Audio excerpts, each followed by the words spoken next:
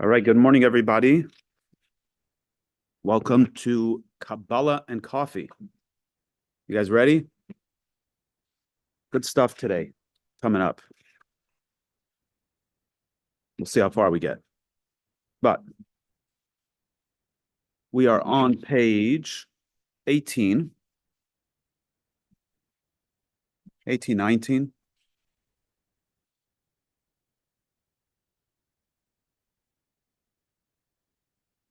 Can I do this in 90 seconds? Let's find out. Here's our recap, okay?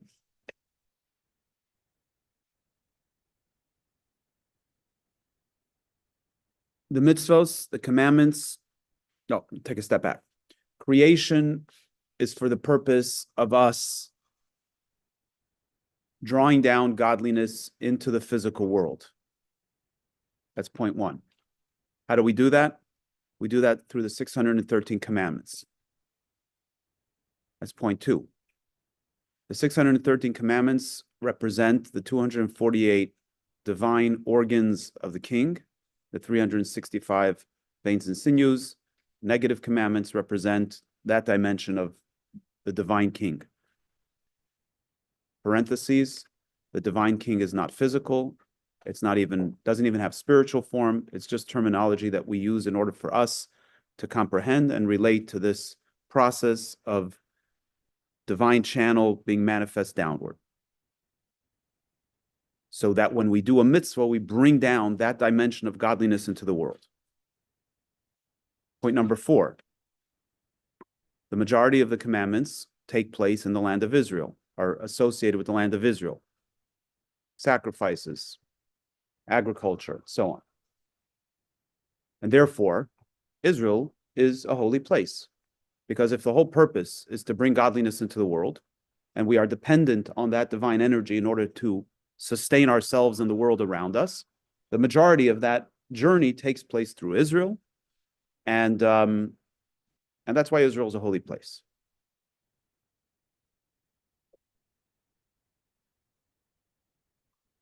Everything in the physical has its spiritual counterpart. So there's a Jerusalem, there's an Israel above, there's a Jerusalem above, there's a temple above.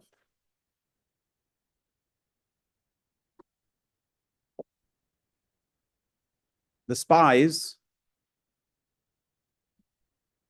didn't want to deal with the physical world. They didn't want to be engaged in all the challenges of the physical reality. So therefore, they wanted to accomplish the same thing, but they wanted to accomplish it in the spiritual realm. That is, they wanted to bring the manifestation of the core, which is Chachma, the first of the 10 Sephiros.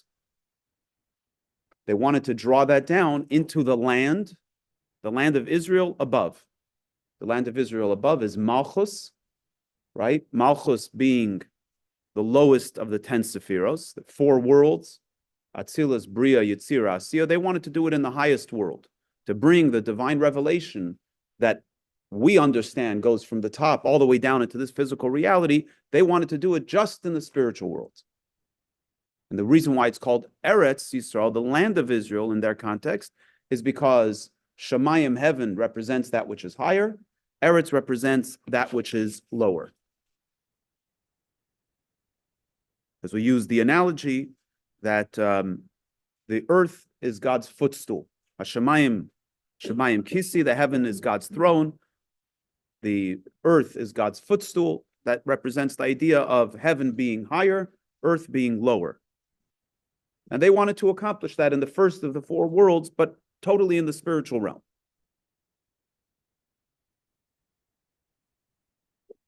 Yeah.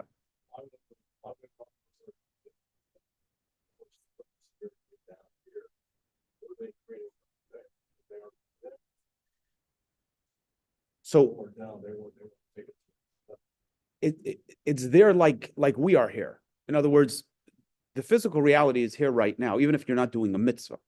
But its sustainability requires constant divine energy, as do the spiritual realms. So what happens when we do a mitzvah, as we'll learn a little bit maybe later today, is we actually draw the divine energy all the way through all the worlds into this physical reality.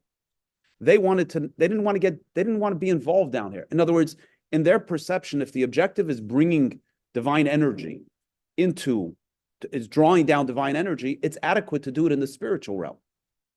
Why do we have to bring it into the physical reality? It's enough to do it in the spiritual realm. That was their approach. Obviously wrong, as we'll see why. But if you take a moment and think about it, let's try to see it in a positive light. There are many people of different faiths and different religions and different spiritual pathways that believe in that believe in spirit, in divine engagement, specifically removed from physical consciousness. Many meditative practices actually require removal from a physical consciousness. It's not the Torah view, as we'll discuss, and how do we know that? It's actually from this story, right? But the premise is there, the idea, and think about it on a very real level for ourselves even. In other words, this mistake it's not so far out, right? When I actually spoke about this last night at Havdalah, that Shabbos, like, who doesn't love Shabbos? If you experience Shabbos even a little bit, let alone if you experience it fully, who wants to go back to the 6 days of the week? Like, you're removed from the physical reality of the world around you. You experience Shabbos. It's like, it's amazing, right? I don't want to get too psychological today, but right, we have much more awareness today around triggers and traumas, right? And then we have coping mechanisms. Just on a very basic level, what is a coping mechanism? A coping mechanism is a way to remove yourself from having to deal with the physical reality. I don't want to deal with my feelings, so therefore I'm going to engage in a coping mechanism. A coping mechanism could be retreat. Coping mechanism could be addiction. Coping mechanism sometimes is anger, blame, all kinds of coping mechanisms. But what's the idea? The idea is I don't want to deal with this stuff, so therefore I'm going to do this stuff. I don't want to deal with the world, so I'm going to retreat. Spiritually, I don't want to deal with all the nonsense of the world. All this stuff. I mean, who doesn't come out the end of a week and say, what did I spend? Like, this is nonsense. There's so much nonsense in the world, right? What happens when, God forbid, we have a tragedy like we had in Israel, right? You suddenly, like, everything becomes real for us. Like, you want to talk about that? You want to fight about that? Like, really? We got more serious issues. We have existential issues going on here. But again, it's all the same premise. There's all this physical stuff. There's all this physical nonsense that consumes us. As they said, it's a land that consumes its inhabitants. And who doesn't want to remove themselves? Now, if you dig deeper spiritually, okay, what they were trying to do actually makes a lot of sense. Let's just, if our job is to bring down divine light, great, let's do it up here. Let's bring divine light into the spiritual worlds. Why do we need to get involved in all this? This world, whatever, it's a passageway. I'll tell you the answer by way of a story. That before we tell the answer here, I wonder if you were maybe even there. After 9/11, I think it might have been the Shabbos after 9/11, we did a Shabbat dinner. We actually did it at Shelach Israel's. This is right after we left Anshe Sfard, before we bought our building on Ponce. Or maybe we had already bought the building, but we needed a larger space. So we did a Shabbat dinner in Shelach Israel's annex over there. They had like a preschool there or something. It was a pretty well attended dinner. I think everybody was like looking for inspiration. Anyway, and I was young. I still am young, but I was really young then. I think I was like 20. How old was I? I was 27, 28. Anyway, and I was a little bit naive still. I got wise over time, but I was a little bit naive, and I was saying, like, all this moral equivalence that people were putting out there, like, I think it's worth exploring, right? What did they do? They were just people who believed in something and they were ready to sacrifice themselves for it, right? And okay, and we're willing to sacrifice ourselves for our faith. So I remember hearing a talk from Rabbi Manis Friedman at the time, and he said something that he does these things. He like throws out like one-liners that you have to like really think about. And when you finally get it, it makes sense. Anyway, so he threw out a one-liner. He said, the reason that they're wrong is because they believe heaven is better than earth. They believe that heaven is better than earth. And because they believe that heaven is better than earth, so therefore, whatever they're doing down here is agendaized to something that is not the divine purpose. God put us on this earth because earth is better than heaven. And even though we're called upon sometimes to have self-sacrifice to the point that we give up our life, it's not because heaven's a better place, but because that's how the mission down here is fulfilled. I was actually thinking about it this past week where thank God when they went in to save those two hostages, nobody got killed along the way. But within the same 24 hours, a number of soldiers were killed in other operations. And you start evaluating, like, is it worth saving hostages when other soldiers, even if soldiers would have, God forbid, been killed in the act, it still would have been correct. Why? Because we don't evaluate life against life. We evaluate right against wrong. And if our job is to go save someone, even if it means if somebody's life is in danger, you got to go try to save them, even if that puts your life in danger. Because that's the right thing to do. That's the moral thing to do, right? That's the upstanding thing to do. In other words, it's not about heaven. We're not trying to get to heaven. It's our job is to make this world a godly place, to make it a better place, to make it a more moral and upstanding place. And sometimes in that process, you have to have self-sacrifice. So their agenda was to bring the divine light into the spiritual worlds. They didn't want to engage in this world, not because they thought that this world wasn't the right place, but they didn't want to get involved. They wanted to be removed. Did that answer your question? We forgot what the question was. Close enough. Okay.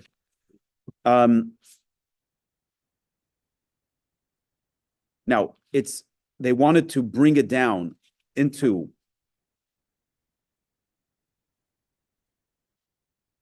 the desert. Desert, midbar, in Hebrew is also the word dibur, speech.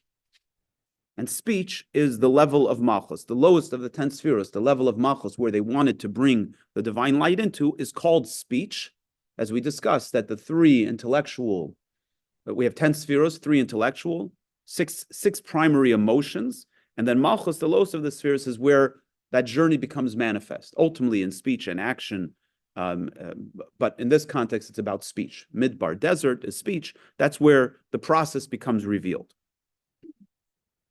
Okay, so now we're going to continue on the bottom of page 19.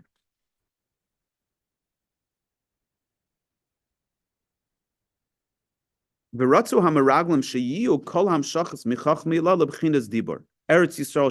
spies wanted that all the divine revelations should be brought from the highest level, which is Chachma of Atzilus, right?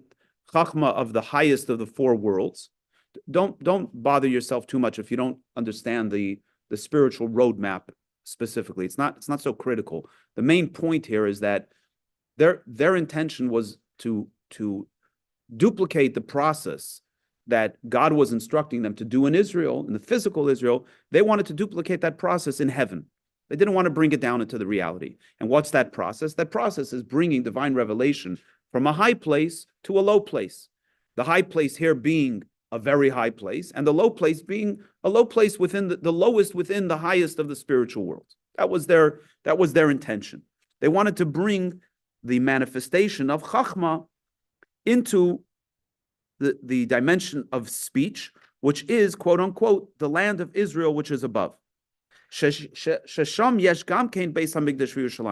Up there, in that spiritual realm, you also have the temple, the Beis Hamikdash, and you have Jerusalem. The Chol HaBechinas and all of the levels. All of the levels exist in heaven as they exist down here. In fact, the reason they exist down here is because they exist in heaven, right? They get channeled from heaven through the chain of creation until they show up in this physical reality. But in heaven, They're in a heavenly dimension, and on earth, they're in a very physical reality, physical dimension. Let's read this paragraph because I think it also just tweaks the point a little bit. The spies wanted that our service of Hashem should focus on revealing in Malchus of Atzilus its source, which is Chachma of Atzilus. Since they were on the level of connecting to Malchus of Atzilus, that's where they wanted all the revelations to come to. In other words, they operated in a different dimension. They were of a different dimension. And in that other dimension, they wanted to do whatever we do on this dimension in that dimension. Right? Think about a child. Two children playing. They're playing Legos, they're playing cars, or whatever they're playing. These two kids, they're playing this game and they're communicating with each other. But they're doing it as 5-year-olds. Two adults sit together at a table and they're talking Torah. They're also communicating with each other. But one's at a childish dimension and one's at an adult dimension. And the myriads of level in between. The spies were adults, spiritual adults in their perception. And because they had this high spiritual source, they wanted to do whatever the rest of us were being instructed to do. They wanted to do it in their dimension. And they felt that that was adequate. But they were mistaken. Why were they mistaken? Let's read these next two lines very, very carefully because it carries such a powerful message. Joshua and Caleb, Yehoshua and Caleb, they were the two of the 12 spies that did not come back with a negative report. They came back with a positive report. And when the other 10 spies spoke negatively about the land of Israel, their response was Tova ha'aretz, the land is good, ma'od ma'od, which is a double expression. It's very, very good. It's very, very good. Why is it very, very good? Shal yedei Eretz Yisrael shalamata dafka bechinas mitzvahs ma'asiyas dafka yumshach bechinas ar ein sof. Through the land of Israel, down here specifically, the physical land of Israel, which, as we said, is all about physical, action-based mitzvahs, action-based commandments. Do you mind grabbing the door? Thank you. Physical, action-based mitzvahs. What is the result of that? Yumshach b'chinas ar ein sof. The divine light, the infinite light, will be drawn down. Which dimension of the divine light? B'chinas ma'od, the level of ma'od, of very, very.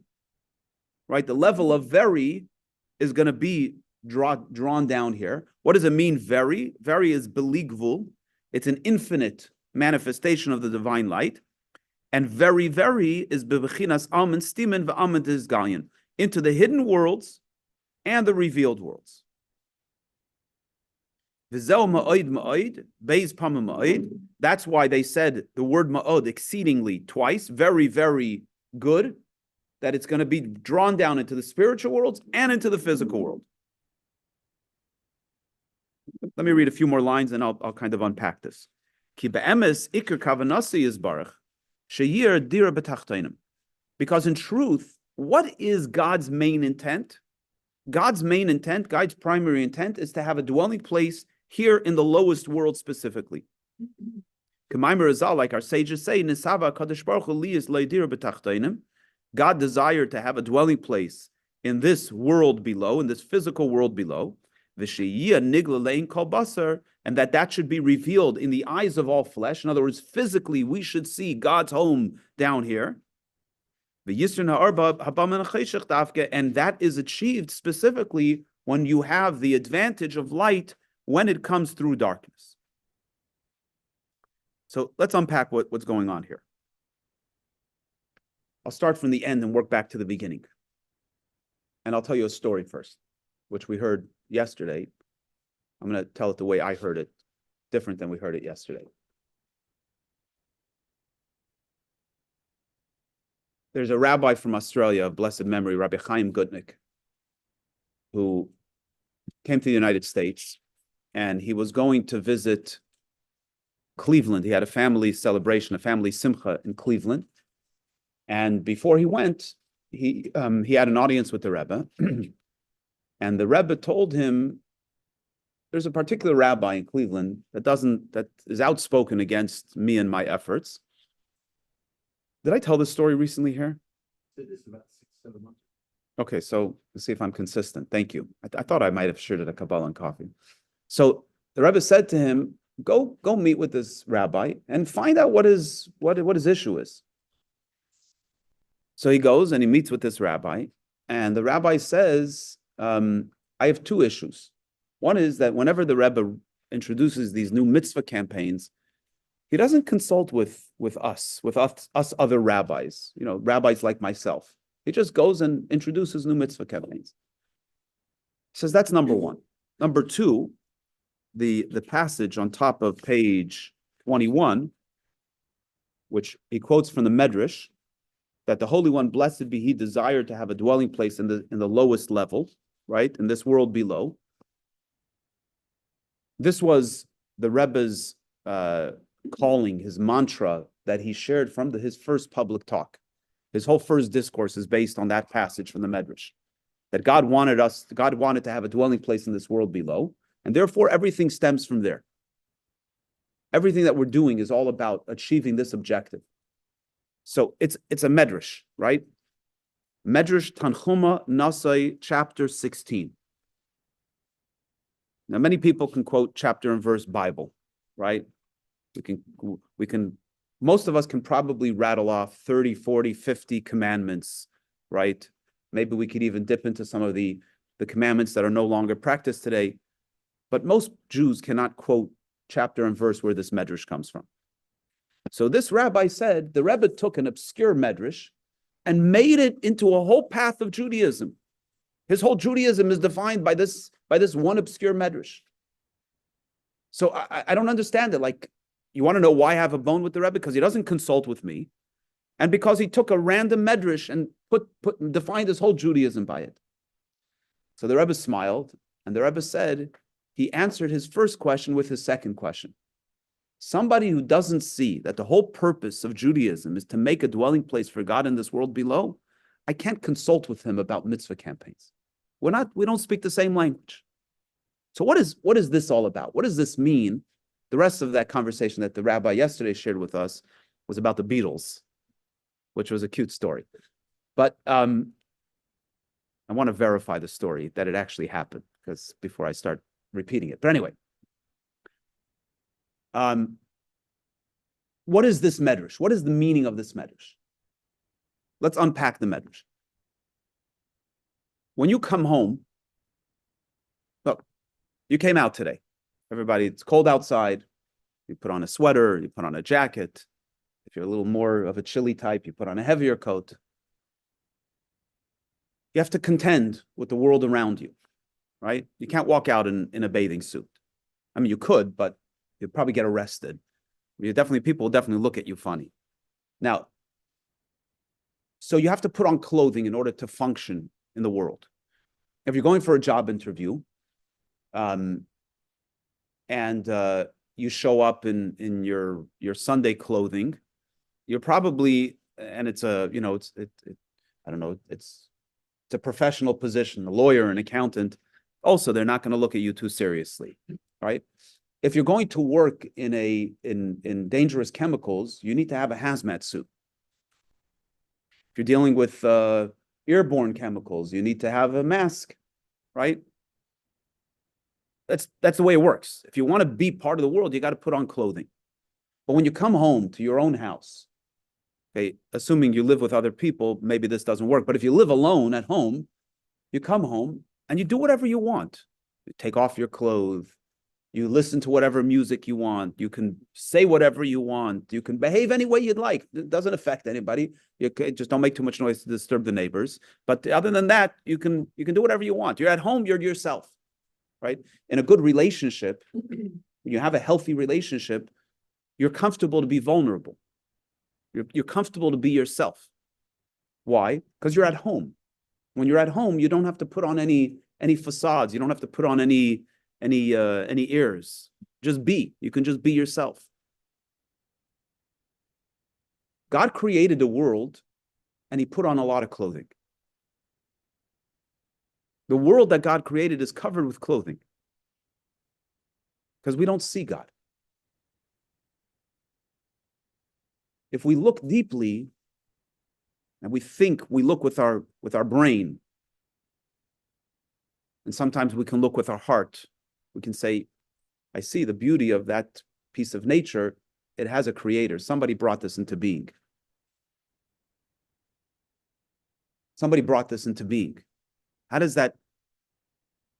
There must be a creator that brought this into being. Sometimes in our lives, we experience a powerful moment, birth of a new child, marrying off a child. You experience some kind of, quote unquote, coincidence that just couldn't have happened by itself. And you see for a moment a glimpse of God. Or you come to services, you come to Shul on Yom Kippur and you're fasting, and at some moment you just feel this moment of revelation. But these are moments. But in a usual going about our business, we don't see godliness. I'll take it even deeper. Actually, my wife and I had this conversation yesterday. So something happened yesterday, and I realized I was very uncomfortable emotionally. And I was thinking to myself, I'm thinking about this particular situation. I'm saying, I'm aware that I'm feeling envious of this particular situation. And I also know that intellectually, what I know about my relationship with God is that the envy is misplaced. And so we talked back and forth, and then we came to this conclusion that I'm a human being. We came to that conclusion. And human beings that are not tzaddikim, that are not of the righteous category, where they're in a perpetual state of divine consciousness, human beings are going to have emotions that are not necessarily the holiest emotions. Envy is an emotion. It is what it is. You don't have to beat yourself up that you're a human being. The question is, what do you do with that emotion? Do you act on it? Do you say, I'm envious and therefore I'm going to go and hurt that other person? Or I'm going to go to try to take away the thing that I'm envious of? Or do you stop and say, yes, it's an emotion, and that's okay because I'm human, but I'm bigger than that. Meaning the godly soul is bigger than the animal soul, and I don't have to get stuck there. What's going on? Why do I have to have this struggle? I have the struggle because God is concealed. The tzaddik who's in a state of divine consciousness doesn't have the same level of concealment. And therefore, because the tzaddik doesn't have that level of concealment, the tzaddik doesn't get these emotions. Because envy is based on a misunderstanding or a lack of seeing the divine presence. And that's why when we have those moments where we see God, so to speak, the garments have been removed for whatever reason. Maybe God just gives us that opportunity to have that glimpse. On Yom Kippur, for example, we are elevated. And one of the reasons that we fast is to help break down the body's resistance to seeing and experiencing godliness. So by virtue of that, we do become a little bit more in tune on Yom Kippur. And by the way, this is our journey of life, is to engage in prayer and to engage in Torah study and to engage in Shabbos observance and to keep kosher. The mitzvahs refine us so that when we do experience those physical things, those physical challenges, it is a little easier to plug into the divinity that's in that experience. Again, as long as we're on this earth until Mashiach comes, we're going to have the physical limitation. But the mitzvahs were given to refine us so that it'd be easier to plug into that. And by the way, each of us show up to the table with our own set of complex experiences that shape our own internal struggles. Right? No two people have the same mechanism. Each of us have our own unique genetic makeup. We're born into different homes, experience different upbringings, and therefore the things that are, so to speak, going to trigger us are going to be unique. But each of us also possesses a soul that can rise above that. So making a dwelling place for God in this world is helping God be at home. That's our job. Our job is to help God be at home. How do we do that? We say to God, oh, this is not just a cup of water. It's God's creation. Let me make a blessing. This is not just a physical experience of envy. It's a godly moment where I can allow godliness to define what I'm experiencing. As soon as I do that, I say, you're not irrelevant, God. You're totally relevant. You're relevant even in my deepest unhealthy emotions. You're also relevant. You're present. When I go to work and I bump up against the challenge, and I've mentioned this in the last little bit, a lot of people move, especially in today's culture, people go into victim mode. A victim is someone who God is not part of that equation. There's no victims when God's part of the equation. It's all part of the divine master plan. So if you bump into a situation at work, you bump into a situation in a relationship, and your response to that is to pause and say, hold on, God's here. This is being orchestrated. What's my job? What do I need to do here? How do I bring God into the consciousness of this experience? When we do that, we make God at home. And on its most physical level, going into the land of Israel and harvesting your crop and leaving the corner for the poor and tithing it and giving it to the Kohen and to the Levi, taking your animal sacrifice and bringing it to the temple and slaughtering it there and engaging in all of that practice. And all of the other physical mitzvahs that are connected to the land of Israel and beyond. In every mitzvah, there's an opportunity to say, God, you're here. That's what that is Judaism. That's what it's been since the beginning of time. Judaism is about making God at home. And we do that through the 613 commandments and utilizing them to navigate whatever is going on inside of ourselves to bring a consciousness of God into the world. Now, can you compare the result of God feeling at home in a physical world that comes to recognize God? Can you compare that in any way to bringing godliness from the level of Chachma in the world, in the highest of the worlds, to bring the revelation from the level of Chachma into the level of Malchus, into the lowest level of the highest world? If you can, think about it from God's vantage point. Where does God feel, wow, now I really feel at home? When he goes from one spiritual dimension to a different spiritual dimension? Or when he goes from a spiritual dimension into a physical dimension, and the physical dimension says, we're physical, but we know that we're completely and totally dependent on you, and you're fully present. We get this distinction, yes? More or less? Yes, this is the distinction. This is what they said. This is what Joshua and Caleb said. Tova haaretz ma'od ma'od. The land, the earth, the physical reality is exceedingly good. Yes, it's wonderful to bring light into heaven. But you know where it's exceedingly good? Down here in this physical world. That's where the real magic takes place.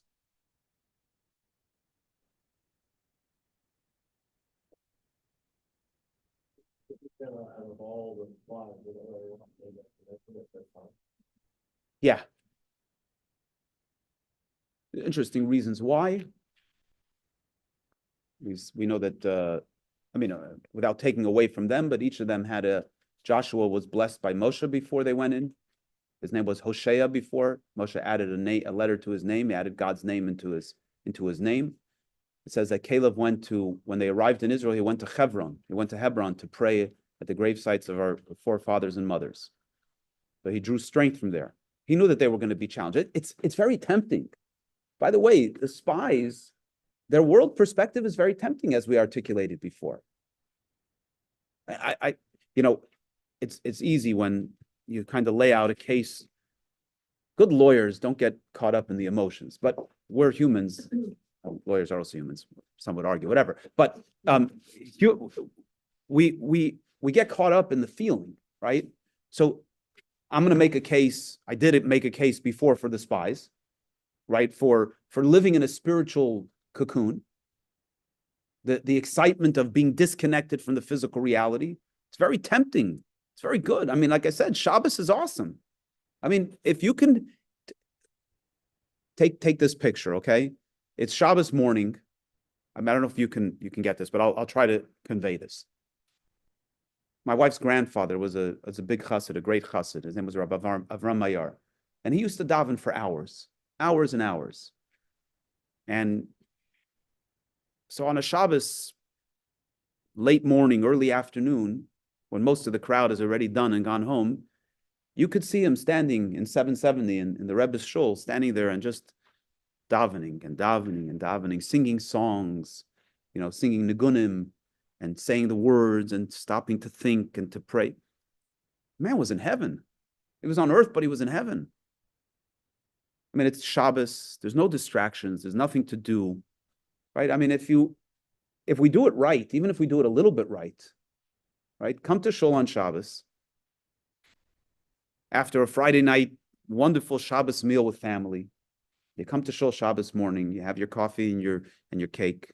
You do a little chassidus, right? And then you start davening. Or maybe sometimes in a congregation it's not as juicy because you gotta get through the service. But take your own time. Even take 5 minutes, 10 minutes on a Shabbos morning and take one of the passages of the prayer and read it slowly. Think about it. Connect with it. I mean, there's no greater pleasure than that. Yeah, it might feel good when you win the battle during the week, when your coworker says something and you shut your mouth instead of responding, and okay, I just did something big here.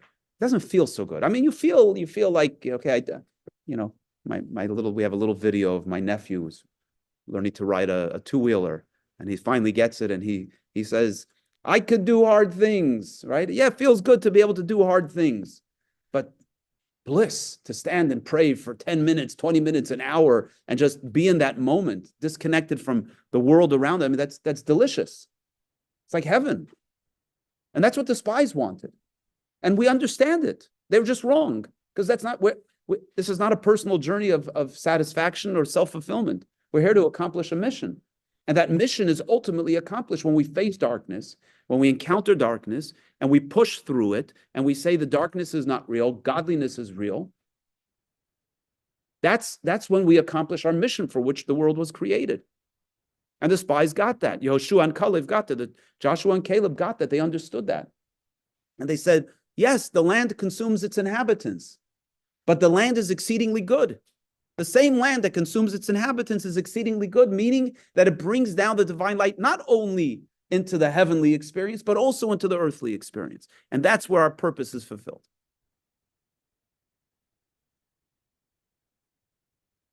Any questions, comments? How's this landing?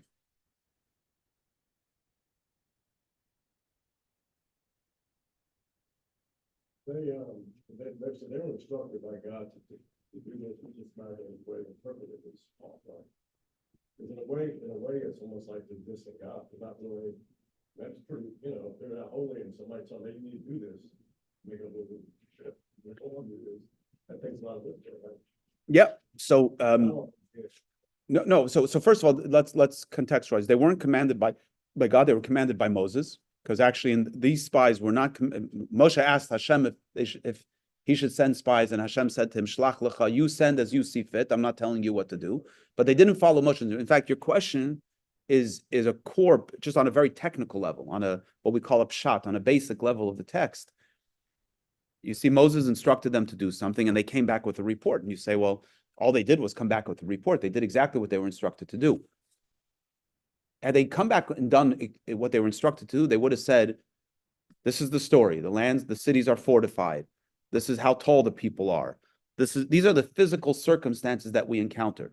When they started giving interpretation, and they said it's a land that consumes its inhabitants, and they said this is a land that we cannot conquer, that this is a land that's stronger than even God, that's when they went wrong. They weren't instructed to give their opinion. They were instructed to come back with a report, which again is for us is a powerful message. the mission is articulated. Now you don't want to do the mission, fine. Don't do the mission. But don't pervert the mission, right, with your own stuff. The mission is to make the physical world a godly place. That's the mission. And on every layer, on a physical level, on an emotional level, that's the mission. You're not up for the job? Fine. Go to your corner, be silent.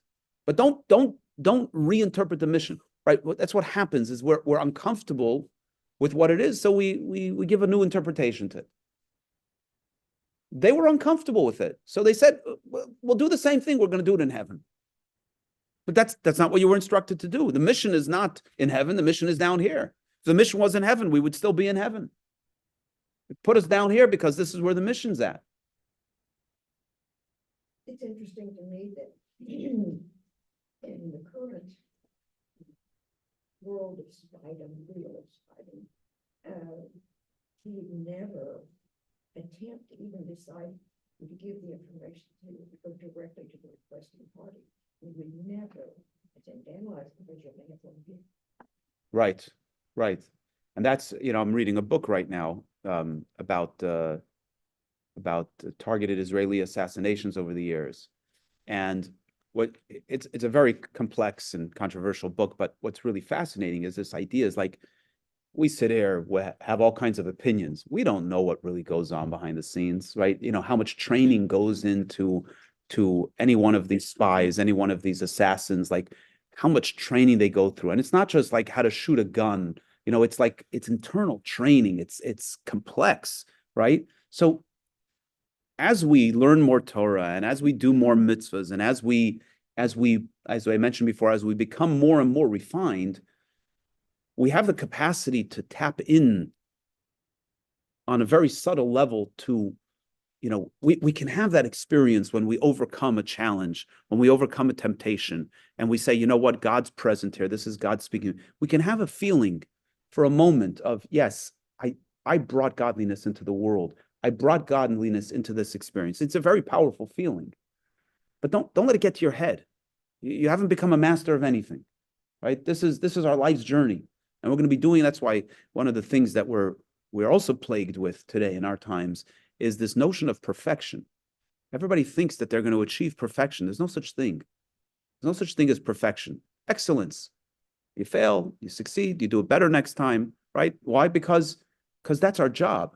Our job is to keep on digging and to keep on working through to bring godliness into this world. That's our job and our challenge. So there's no mastery of this. It's a lifelong journey. Any other questions, comments? All right, let's continue. Now the Alter Rebbe is going to dig a little deeper into why it is, on some levels, why it is that it's specifically down here, it's specifically through the darkness that the greatest light is manifest. So he says, it's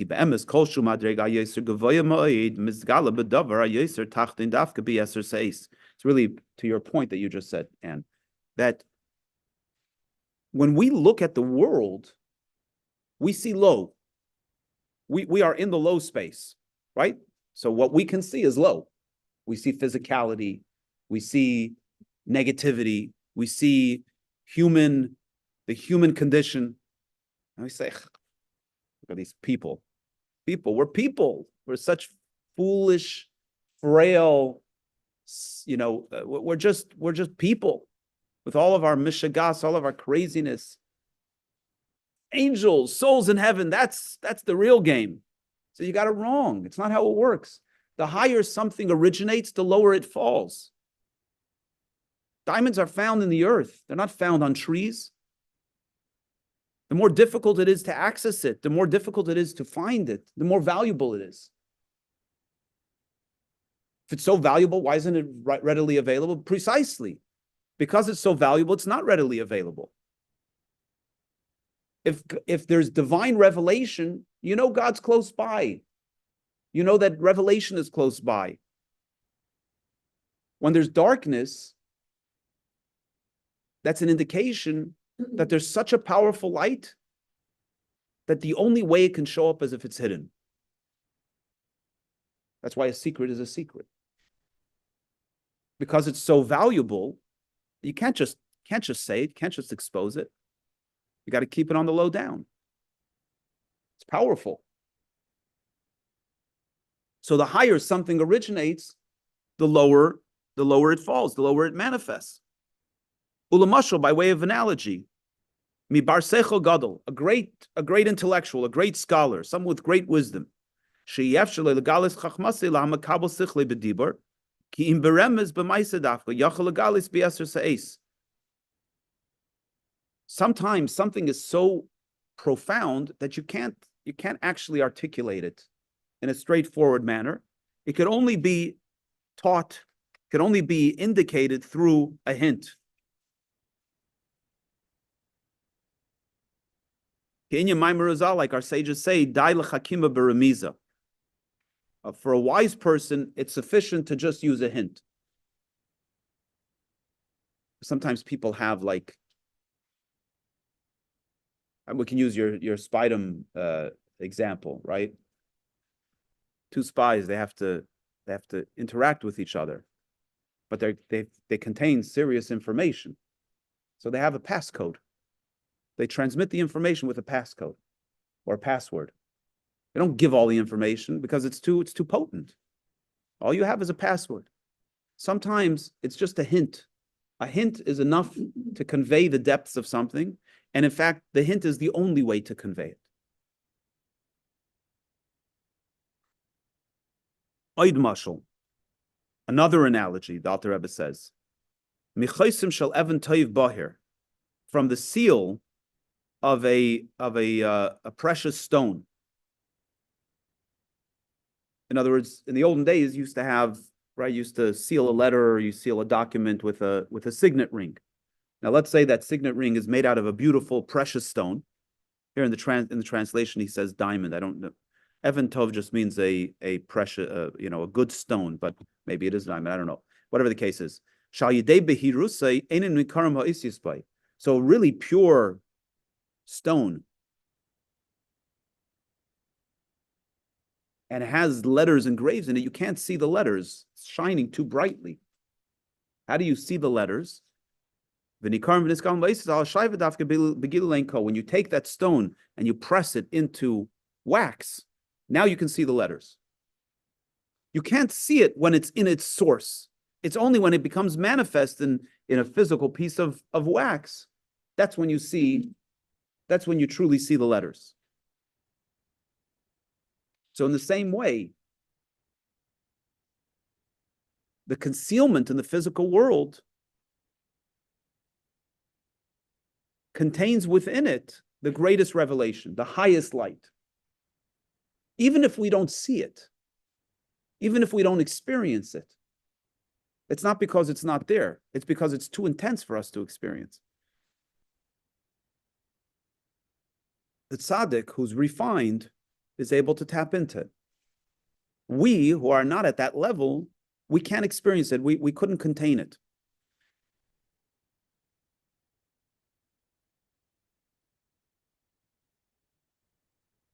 This is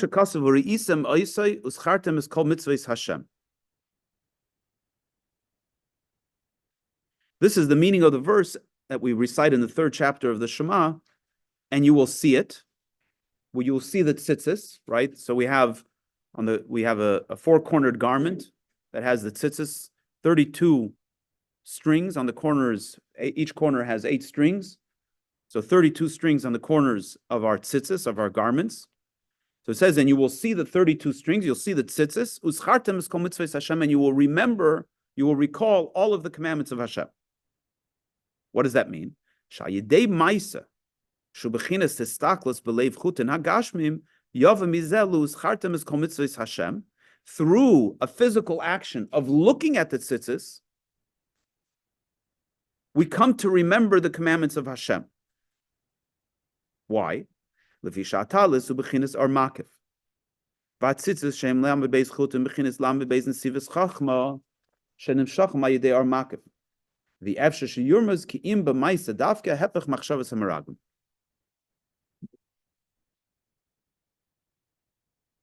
the talus, the tzitzis, right? Talus. Everybody's familiar with the talus, right? A talus is a garment, and regular talus we wrap around our body. A talus katan, the small tzitzis, we place over our body, but it's also around our body. And then on the corners, the four corners of the garment, we have the strings.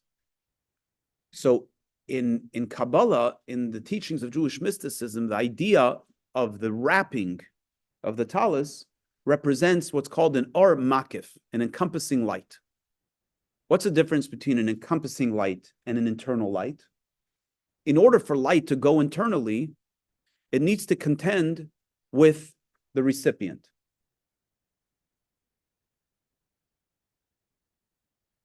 If you want it to go in, you gotta make sure that it's measured to fit. So if I want water to go into this cup, number one, I got to take it from a source that's going to channel it. It may be a big tank of water, but if I pour the thing like that, I'm going to make a big mess. And it's not going to, sometimes you can do that where you take like a whole thing and you turn it over and you may end up with water in your cup, but you're not going to end up with a full cup because it itself splashes some of it out, right? If you want to fill up a cup, you take it from a thing with a spigot and you fill it up and you get to the top. So there has to be a relationship that the source is contending with the recipient and it channels it that way. Same thing intellectually. If you want to share an idea, you have to channel the idea that you're thinking about into the language, into words, which themselves are containers, on a level that the recipient can comprehend. If I speak Chinese and you don't speak Chinese, we're not going to go anywhere, right? It's got to be the right type of vessel. And even if we all speak English and we're using English to communicate, if I don't use words that make sense to you, that can relate to you, you're not going to get it. Even then, sometimes you don't get it. So it has to be channeled. But an or makif, an encompassing light, doesn't take into consideration the recipient. It's there to shine, right? There's a concept of love languages. Five love languages, right? Familiar with it? I see younger people are shaking their heads. Older people say, I don't know what you're talking about. So 5 love languages, I forget the author of the book, but it's not the only great guidance in life, but it helps frame an idea. What's the idea? The idea is that I love you and I want to show you love. What do I know about love? I know love, how I experience love. So I show up and I bring you a big gift. And you say, thank you, appreciate that. Didn't land particularly well. Why? Because your love language is not gift giving or gift receiving. Your love language is words of affirmation. So, yes, I brought you this nice gift, but had I said to you, sweetheart, you're so amazing. You worked so hard this week. I'm so grateful to you. You're just such a wonderful person. Whatever your spouse needs. That would be much more valuable to her than a gift. Why? Because that's what she appreciates. Or if your spouse's love language is spending time, you're going to go bring her a big expensive gift and she says, keep your gift. I just want to go hang out with you for an hour, right? Just give me an hour of your time. So there's these 5 love languages. What's the point? The point is, if I show up with my heart open because I want to express love, I know you need love, so I'm here to give you my love. It's big. It's overflowing. My heart's wide open, but it's not what you need. It's not that you're going to be upset at me that I showed love. It's just not going to go in. It's just not going to be internalized because it's not your language. So you can have a great professor who gets up to give a lecture and could care less who's in the room. And they talk and talk and talk, and there's a lot of light coming out. It's not going anywhere. It doesn't mean that it doesn't go anywhere. In order to, the experience is, wow, that realm of thought is very, very profound. I can't do anything with it, but I'm definitely in awe, right? You definitely get the experience, but you don't go home with anything. So in the divine revelation, we have two types of revelation. And by the way, there's an advantage to each. At Mount Sinai, there was a revelation of Makif. There was a revelation of this encompassing light. It was very powerful. It became the foundation for our faith. But the souls left their bodies. They couldn't contain it. It couldn't go in. It was too intense for them to go in. And they were able to worship a golden calf 40 days later because it didn't go in. They were in awe. Yeah, God, you're great. You're amazing. You're real. But it's removed from me. It's not my God. And then subsequently, after the sin of the golden calf, over the next 40 years while they were in the desert, the Torah was taught to them slowly. They internalized it, which is why, coming full circle, the spies made a big mistake. They lacked that, and ultimately, as a result, that generation, they lacked the recognition that all of this light that was internalized needs to translate down into the most physical of things. The point being is that the greatest light comes down, has to be translated down in the very physical. So the Alter Rebbe uses this verse about the Shema. He says, and you will see the tzitzis. You'll see the tzitzis. You're going to see this great light, but you're going to see, so first of all, there's an action item there, right? The action item takes the encompassing light of the talis garment. What are you looking at? It doesn't say to look at the garment. It says look at the tzitzis. In other words, it's the action of looking that translates the energy of the talis to the strings. It channels them in a way that now we can access them. That's our job. Our job is to take action, and in the act of taking action, we access the divine light that's hidden. The big encompassing light that's out there is accessed, not out there. The encompassing light is accessed through here, through the simple physical action. Through the act of a mitzvah, that's how we access that powerful light that originates all the way there. It's accessed on the most basic physical mitzvah. That's where we get it. That's where the spies got it wrong. And that's where Joshua and Caleb got it right, that the land itself, the physical land of Israel, is exceedingly good. That's where we make the real connection. In the physical reality of this world is where our connection with God takes place. Questions?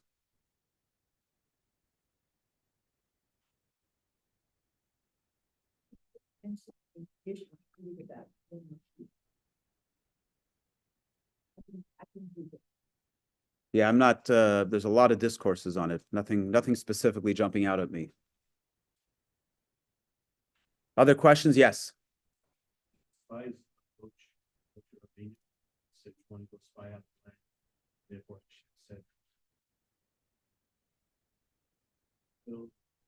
said. The people approached Moshe. It wasn't specifically the spies. The people approached Moshe and they said, how are we gonna go up and conquer the land?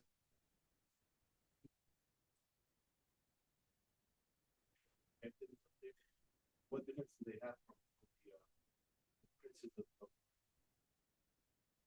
Let's take it on a basic level. Let's say they didn't know. The problem was when the spies came forward and gave their report, considering the spiritual messaging in their report, the people accepted it. The people accepted the premise instead of protesting it and saying, you're not listening to Moshe. The people should have said, we don't care what you're saying. Moshe said, God told us we can conquer this land. God told us that, yes, this is not necessarily the most pleasant mission. I don't want to draw an exact parallel because, number one, I don't want to create any tension, but it's something I've been thinking a lot about, that Israel, I just saw this morning, there's this whole notion of various different countries coming together to declare unilaterally a Palestinian state. And Israel's saying, the Knesset voted, the cabinet voted to reject that premise. Nobody's going to force us to accept what you say. it's the Jewish people have found their voice. Hopefully they can keep their voice. Jewish leaders have found their voice. No one should tell anybody what to do. This is our land. God gave it to us. We're going to protect it. We're going to defend it. We get to decide what, if, how, when. It's our place. It's not yours. Don't gather in Riyadh or wherever else you're gathering and tell us what to do. That should have been the people's response to the spies. You got a job. You came back. You told us about the land. Now go home. God told us we can conquer it. We will conquer it. How? I don't know. What's it going to look like? I don't know. That's our job. God told us that a mitzvah takes place in the physical world. That's what we have to do. It's not so exciting. You're not playing with divine light and energy, right? It's not a light show. Okay, so be it. You weren't instructed to go play in a light show. God told you, go take the piece of challah, make a bracha on it, and eat it. God told you to take that coin and put it in the tzedakah box. But how is this holy? It's just a physical dollar bill. How did that become holy? Exactly, because that's what God told you to do, and that's where it takes place. The people should have responded. The fact that they didn't was because they were still of an exile mentality. They still fell in line with the wrong crowd. Instead of having gotten the message from Sinai that God is in control, God is in charge. And again, I don't mean to diss those people because we struggle with the same thing, right? Every time we're faced with a choice and a challenge, we internally struggle. Yes, I know God's speaking to me. Yes, God's inside there and God's telling me that this is the way to approach it, but it doesn't feel so good. It's not so exciting. I'd rather do this. So we're in the same struggle, but we got a little more information than they did. And that is that it doesn't work that way. That's not the job. That's not where it takes place. It takes place in the physical, in the struggle, in the victory, in the increasing of light from darkness. That's where it takes place.